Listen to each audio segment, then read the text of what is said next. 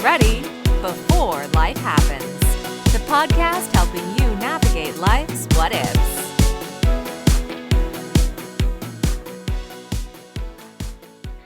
AI isn't just changing how we work. It's changing how we earn, how we learn, and how we think about value. Some see disruption, others see opportunity. Today, I'm joined by Nikki Barua. Nikki, welcome to Get Ready Before Life Happens. I'm so excited to be here, Tony. This is going to be a great conversation. Yeah, I'm excited to have you, and I'm honored to have you on the show. So tell us a little bit about yourself. What is your origin story, and how did it lead you to focus on transformation in an AI-driven world? So the through line of my entire story, both life and career, has been all about reinvention. As an immigrant who came to the United States with very few resources or relationships, I had to really figure out how to reinvent myself and become relevant and valuable in this market. And built up my corporate career helping the world's most iconic brands adapt to change and transform their culture and their capabilities using technology. And that's what I did for many, many years. And at the height of my corporate career, I walked away from it all to pursue my entrepreneurial dreams. And, in the last 15 plus years, I've built and scaled multiple businesses. And so even as an entrepreneur, I had to reinvent myself again because the things you learn in corporate America don't always translate into who you need to become as an entrepreneur.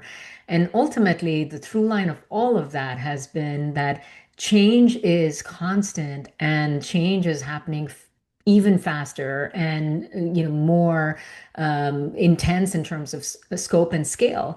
The only trait that helps you make it through all of these shifts is being agile and adaptable. And if you can figure out how to adapt to any kind of change and constantly reinvent yourself, align with the future, the opportunity is limitless for you.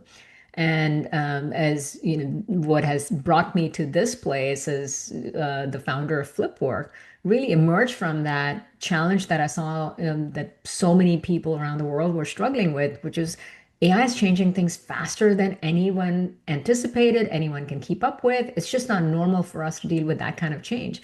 And yet, we are not sure quite how to adapt to that change. And most of the solutions out there are basic AI training and basic AI tools. They're not preparing people to reinvent how they think, how they learn, and how they work.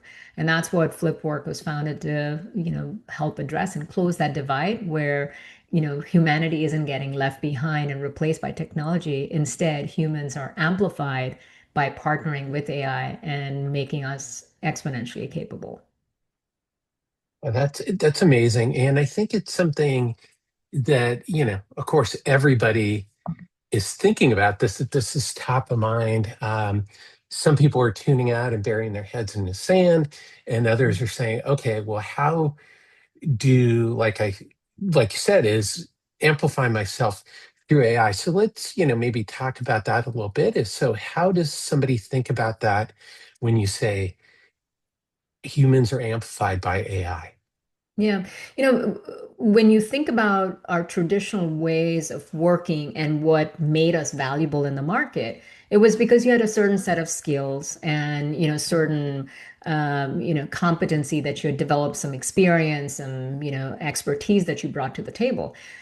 A lot of those areas are effectively what AI models can do better, faster, cheaper than any human can, right? So whether you look at software development, you look at financial analysis, you look at, even things like copywriting, AI can do a pretty great job at it. It produces generally sort of average to above average output.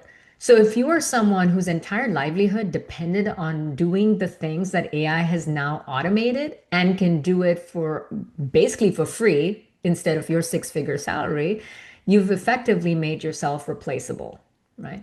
And so the question then becomes if the machine can do it, do what I had been doing, what do I do now? How do I reinvent where I create value, what kind of problems I solve, what makes me irreplaceable?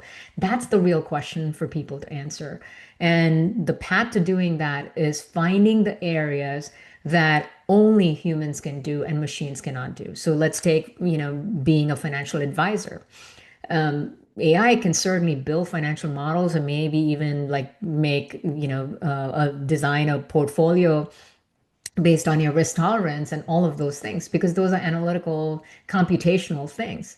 But what it cannot do is look at your client in the eyes when they're going through a difficult circumstance, a financial setback, and connect with them from a place of empathy and deep caring and reassure them and give them hope.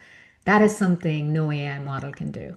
And so when you think about what do you need to amplify, you want to amplify the thing that only humans can do.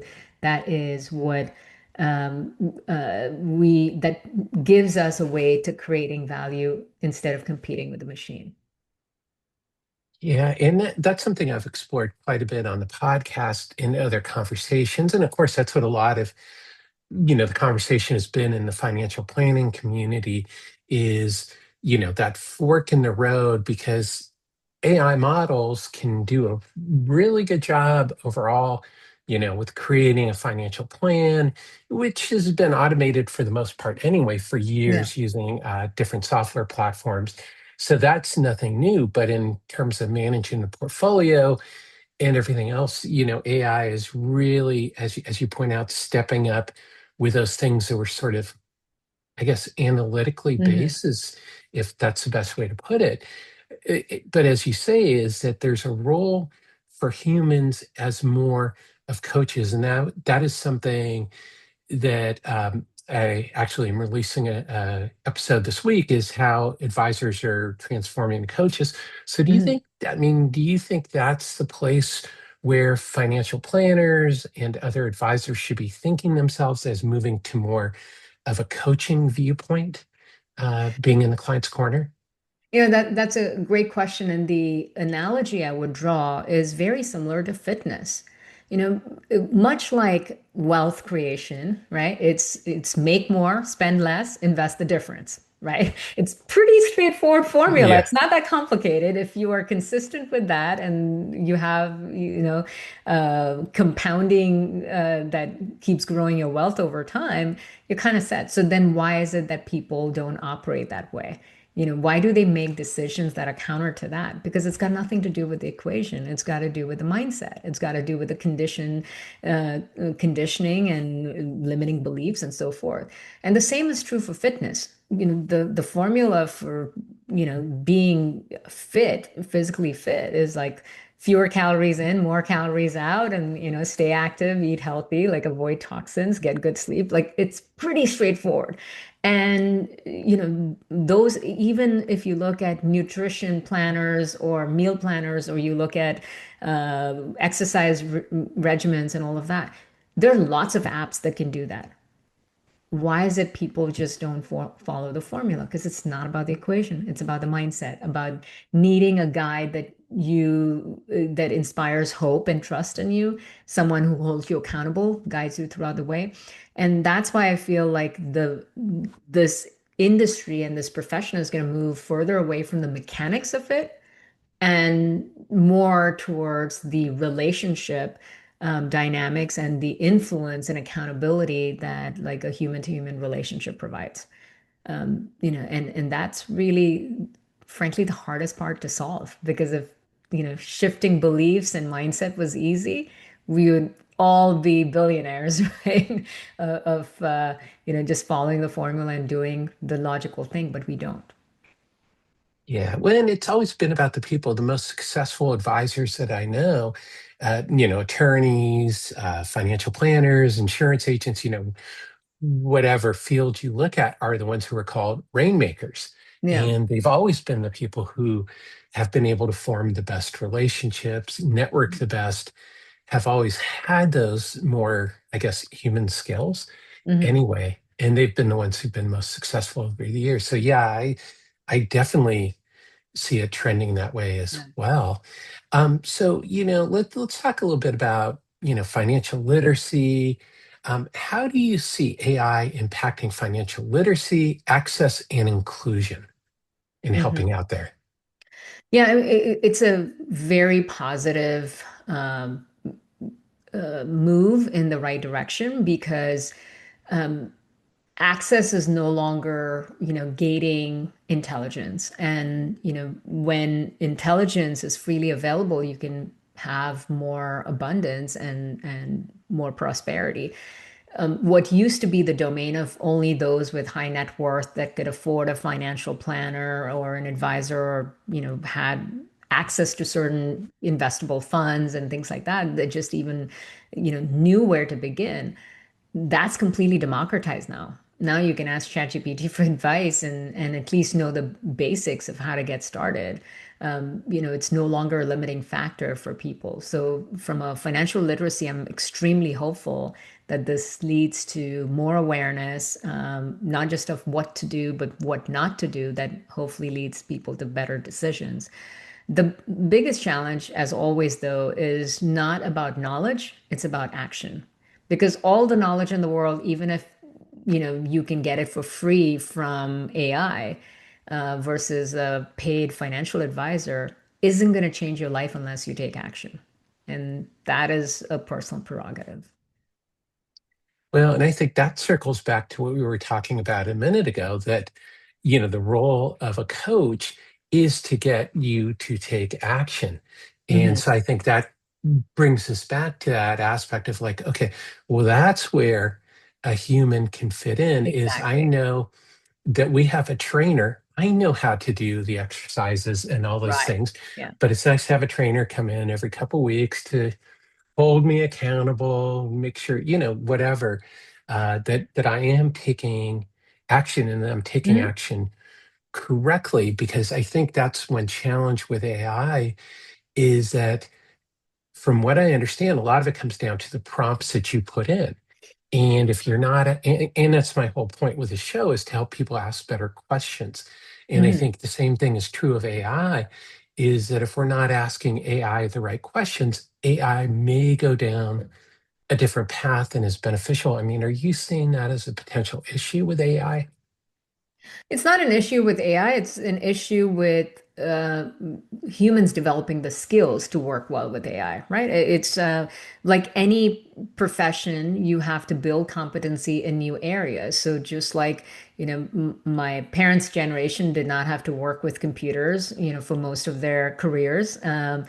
In my generation, I can't imagine doing any work without a computer, but that's a skill you had to learn, right? And learning, computational, and AI is the same thing. I think because we're at early stages and, a very small percentage of the global population is actually, developing the right kind of AI fluency, most of the world is still behind. And so until you master those skills, whether it's prompt engineering, whether it's learning how to, automate workflows or build agentic systems, until you learn how to do that, you're not going to get the full benefit of AI. And that's why building these skills, regardless of which industry you're in, has become table stakes. It's an urgent requirement because it's like going into a field where you don't speak the most dominant language, right? You're missing a tool that is preventing you from not only being relevant, but actually creating more value for others.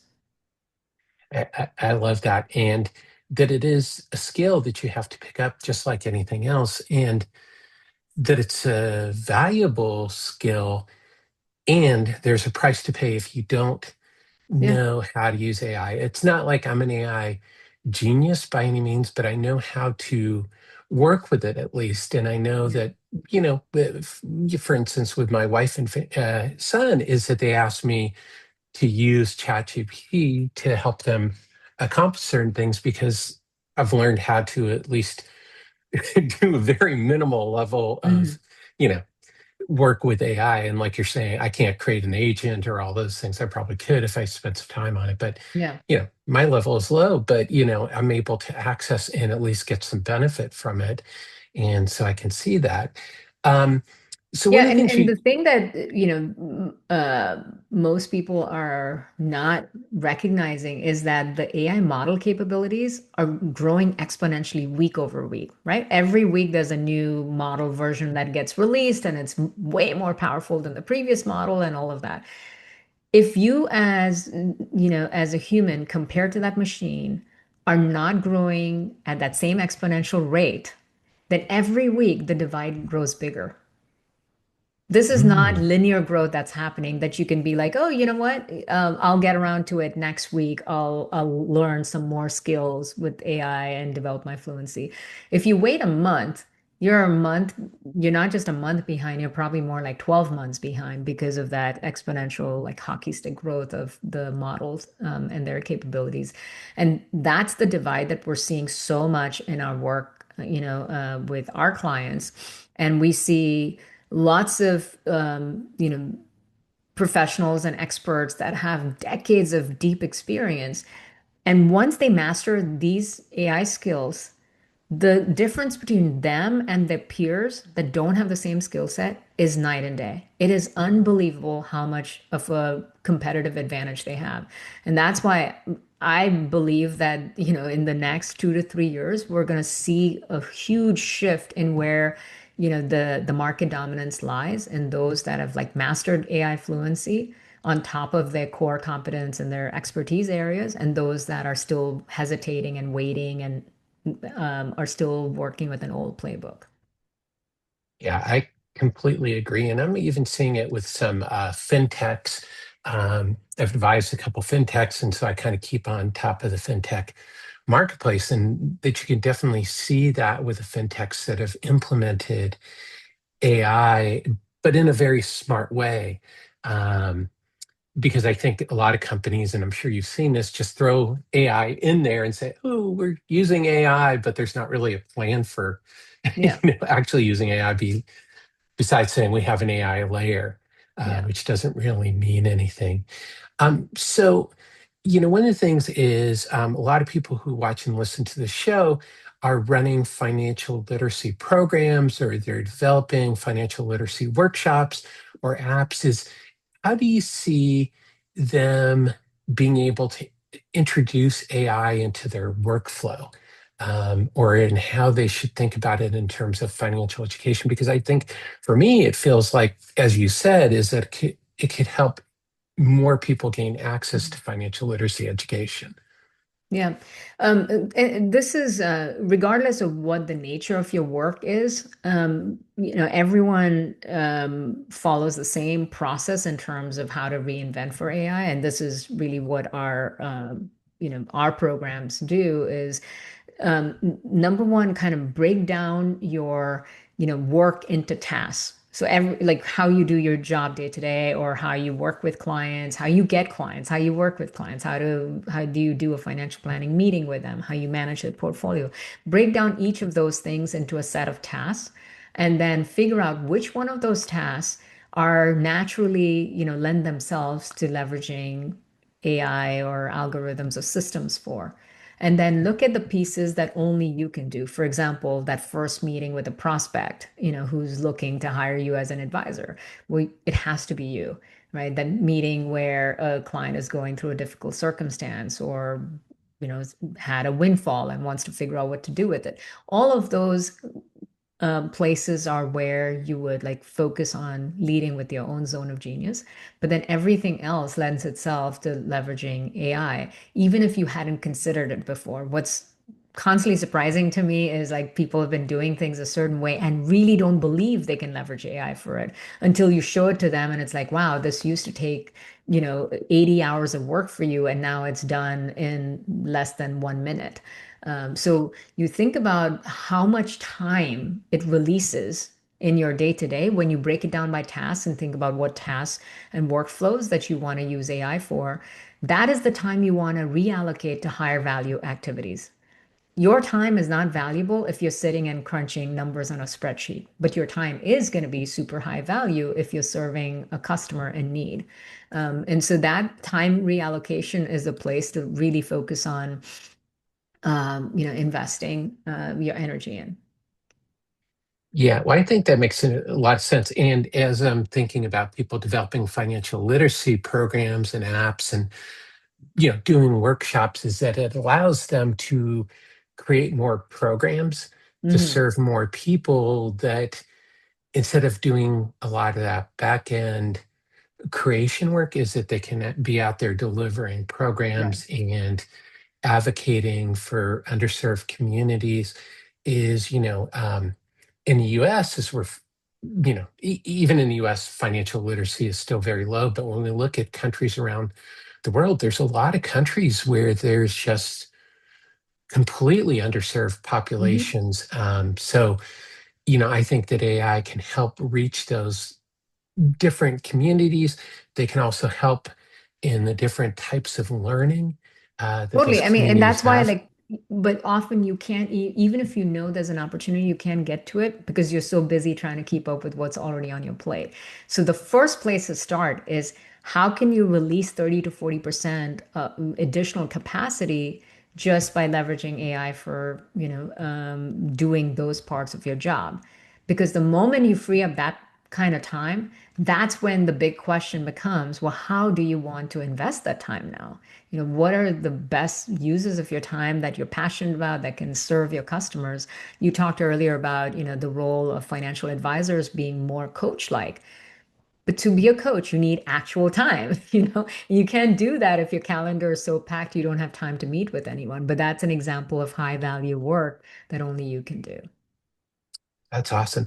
So I want to ask you a question, and if you're not prepared to answer this question, that's fine. Is as I think about this, is a lot of the audience around the world that listens to this show are either with a government financial literacy program, or they're people who work with governments to implement financial literacy programs. Is how should governments think about using this to grow financial literacy in their countries? Because around the world, like the UN has a working committee that focuses on financial literacy. Is how can they look, and making sure that AI is really helping the populations that they're supposed to be helping?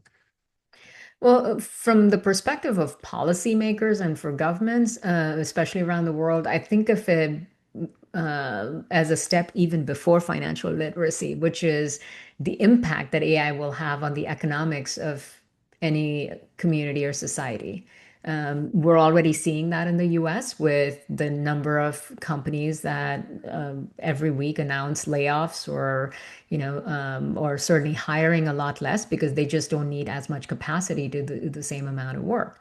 Now, that has real impact on people, on their families, on their community. If you suddenly lose your livelihood, at that point, you're not even thinking about financial literacy, you're thinking about survival. And when that happens at a pretty large scale, even if the long-term view is more prosperous, in the short term, if you go through this pain of financial losses, that is an area that for policymakers, that's the more urgent thing to figure out is how do we close the gap of, displaced workers? How do you prepare young people that are graduating from college but finding it really difficult to land a job because there's fewer entry level jobs available today? Or, what do you do for an older population that could be at risk of getting laid off and may not be, able to find a job again because their skills feel irrelevant? So there's multiple segments of the population that are at risk because of all of this. And that's the first place to start is how do you build policy for that? And once that part is done, then, the financial literacy piece, I believe, will look very different in the next 5 to 10 years, given all of these shifts. Yeah, I agree, because I think what it can do is it can help integrate these programs and deliver them at a greater scale. Like we talked about earlier, is like one simple thing is in countries where there are people with different languages, is Mhm. Yeah. replicating the programs in a different language, because that used to take a lot of money to just translate it, for lack of Yeah. a better word, and recreate the program in a different language, or with captions, for people who are hearing impaired, so that I think it does free up and that ability to serve more people. And Hmm. policymakers can think about it in that way as well. So one of the things you talk a lot about is abundance, and I love that, is you're optimistic Yeah. about AI. Is, because we've talked about right now, is people losing jobs and things like that, is, you know, why do you feel AI can create abundance, and what's that going to look like practically for each of us? So I think of abundance in three dimensions: time, intelligence, and access. So when you think about how AI creates abundance in terms of time, you're able to let go of all of the grunt work that used to take up so much of your day, all of the things that are repetitive, administrative, or routine. That time can be reclaimed from low value tasks and actually go towards relationship building, creativity, or even rest and recreation, right? That's the kind of abundance most people have not experienced before. You think about how many people go through, their work life feeling burned out and feeling like there's no end, that like even the weekends are not enough reprieve from this. So just the gift of time abundance, where your job can be done in less time, and you have the choice of how you want to reallocate that, is tremendous.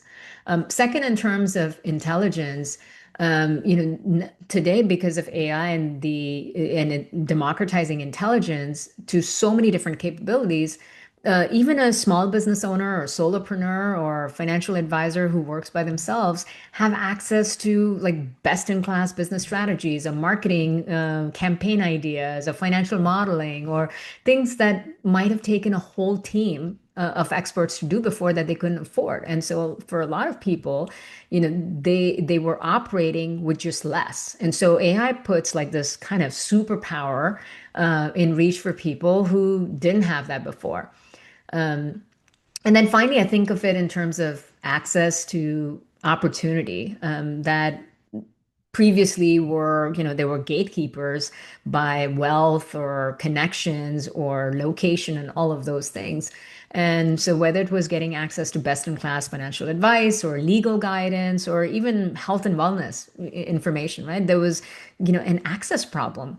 And AI has solved that too. Like today, you can truly get the kind of, access to information and advice that you would only get if you were, like working with Goldman Sachs or Morgan Stanley. Like you can actually get that kind of information, which is huge. And so to me, abundance, the reason I talk about it so much and why I believe in it so much is abundance is what happens when intelligence stops being scarce.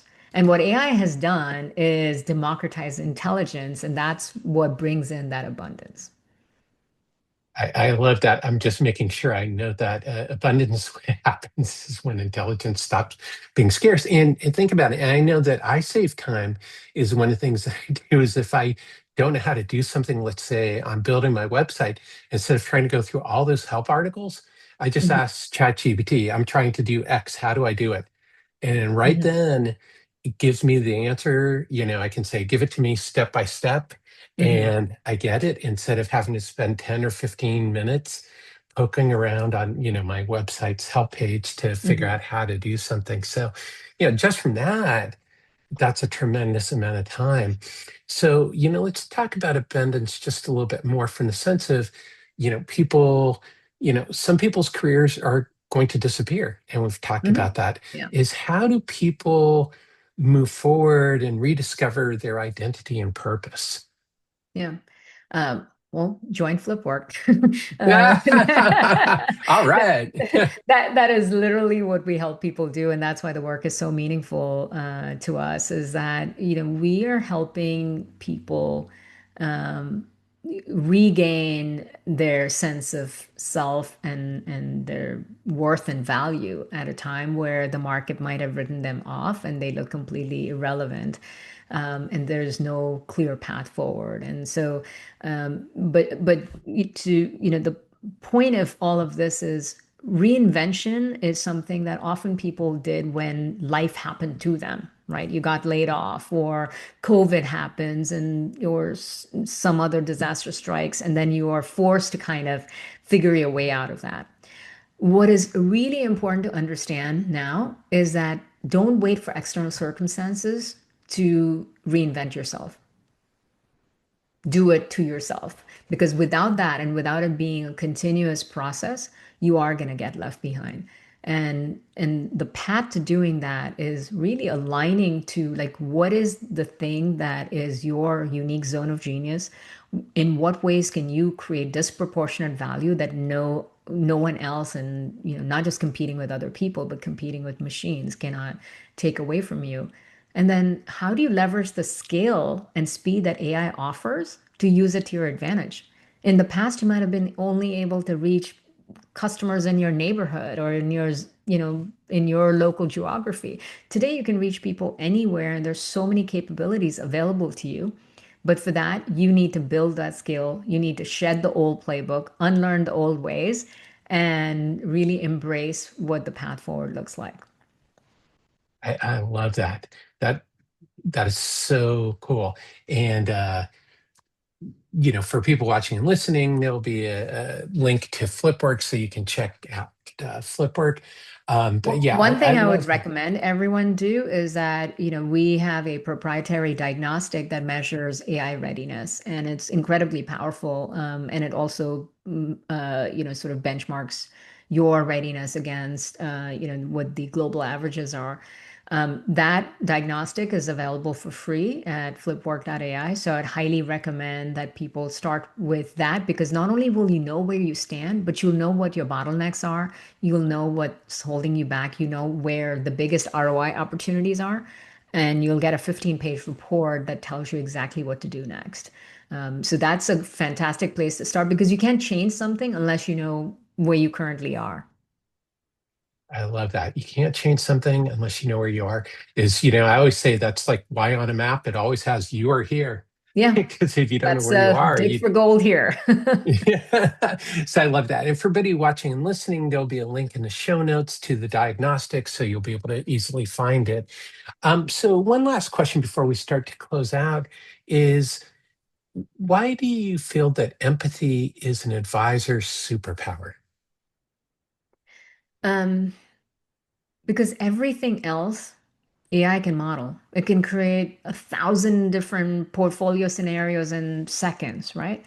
It can, spot patterns faster than an individual can. It can build a really like advanced financial plan. Data can only tell you what someone has, but empathy can tell you what they fear, what they dream about, and what they're actually willing to do. And that's why, what no machine can do is it cannot sit in the, step into the shoes of a financial advisor. It cannot sit with someone and understand the complexity of their real life and help them feel that courage to like change and to take action and to hold them accountable through the process. That is absolutely irreplaceable, and it's priceless. I mean, empathy is what turns financial advice from being just a transaction to being truly transformative. And I've experienced it firsthand in my relationship with my financial advisor too. It's certainly not the modeling and the portfolio planning. It's that person I can call, through the ups and downs, who knows me, who knows my life, who knows how I'm wired, and can guide me through that process and inspires trust in, myself and my future. That's awesome. That's awesome. And yeah, that's where I feel as well, is that is something that you add to the conversation by just being there and Mhm. listening to Yeah. someone and expressing empathy and human emotions. So to wrap up, Nikki, I have what's called the Get Ready Hot Take Trio. These are three quick questions I ask all my guests. The first one is, what's one money myth you're trying to break? A money myth. Um, Or AI myth. I'm sorry, what's one AI myth you're trying to break? um, well, the money myth I would say is that, what has been a source of value in the past is still going to be true in the future. And I think this has been not just a step change, it's been such a massive disruption that all the, old playbooks are really becoming irrelevant. And you have to rethink and understand what stays true and what has changed dramatically. When I think about an AI myth, it's that your seniority or your experience protects you. And I think that is an area where I've seen it, frankly, be the most shaky, is that the people that have 2, 3 decades of experience are in many ways more at risk because they've learned how to think and work and lead in a pre-AI era, and they've built credentials and competencies in a pre-AI era. And unless they make that shift and bridge to the next, to this new world, they're really the most at risk. Yeah, that's powerful. And yeah, and I think that really sums it up is you have to think about what you're doing. And as you've said, is all these different things about what you bring to the table, what AI can do, what it can't do, and figure out how to partner with I guess, for lack of a better word. Yeah. So, Nikki, let's go back in time. If you could get out the time machine, if you could go back in time, knowing what you know now about AI, what advice would you give your younger self about AI? Maybe, I mean, geez, Brad just have to go back 2 or 3 years for a radically Um, different well, world. I actually, got involved in 1997, so pretty Oh, early. wow. But it Okay. was nothing like what we have today. But what that early exposure did for me was introduced me, for lack of a better way of saying it, a life form, if you will, or a form of intelligence that was so powerful that y- there was no doubt in my mind that, the future is about this kind of intelligence. And it create even though I don't come from a technical background, I'm not an engineer, it made me fall in love with the power of technology, and specifically its ability to scale, impact and influence, and that is one of the hardest things to do, is have impact at scale. And what I've always loved about technology is that it can scale your impact regardless of where you are, where you started from. And so the advice I would give to my younger self is, don't wait and see, jump in faster, jump in before you think you're ready.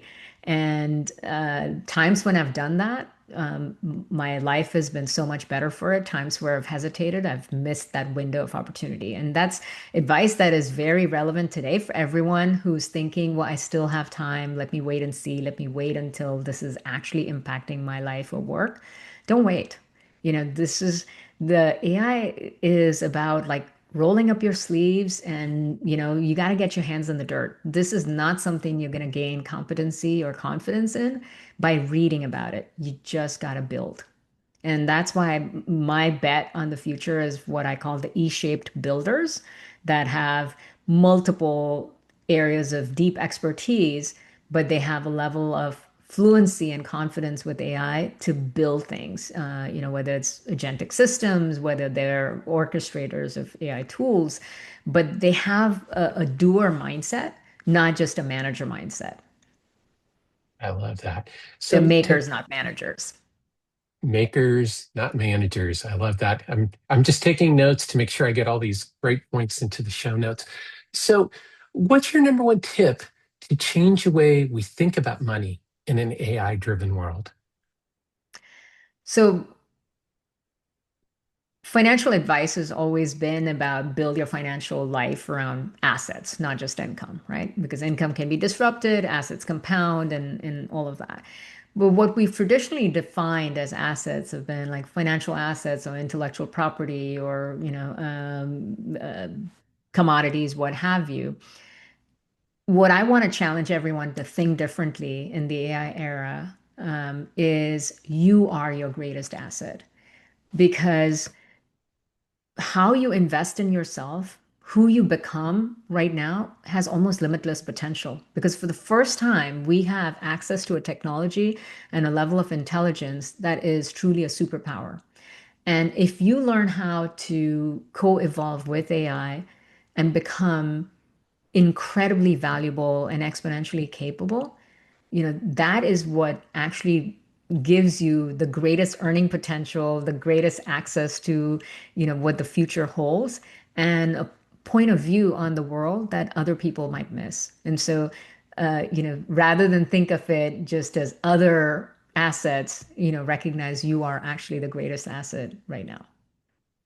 Yeah, well, that's a wonderful place to close, is because you are your best asset and you're the best at being who you are. As you know, I've done a couple shows for people who watch and listen. You've heard episodes on authenticity and being yourself. So, Nikki, where can people learn more about you and FlipWork, and most importantly, subscribe to your newsletter? We haven't talked about your newsletter, but I Yes. absolutely love your newsletter. Thank you. I'm so glad you enjoy my newsletter. First of all, I'd love to connect on LinkedIn, and people can find me at nikkibarua.com, which is my personal website. You can sign up for my weekly newsletter, Reinvention Roadmap, where I provide really practical strategies for gaining, relevance in the AI age. And then I'd invite people to take the free diagnostic at flipwork.ai. Check it out. It's going to be hugely valuable and a great place to start in your AI journey. Awesome. And for everybody watching and listening, as always, there will be links to all these things so you can easily find them if you have access to the show notes. Nikki, thanks for joining us on Get Ready Before Life Happens. Thank you so much for having me, Tony. Yeah, it's been a pleasure and a great learning experience. And thank you, everyone, as always, for tuning in to this episode of Get Ready Before Life Happens. If you learned something today to change the way you think about AI and money, please be sure to subscribe and to share with a friend. You can also go to my website at tonystewart.com to join the Get Ready movement and to receive my newsletter. If you want to support the podcast, you can now do so at buymeacoffee.com/Tony Stewart. Until next time, let's change the way we think about money.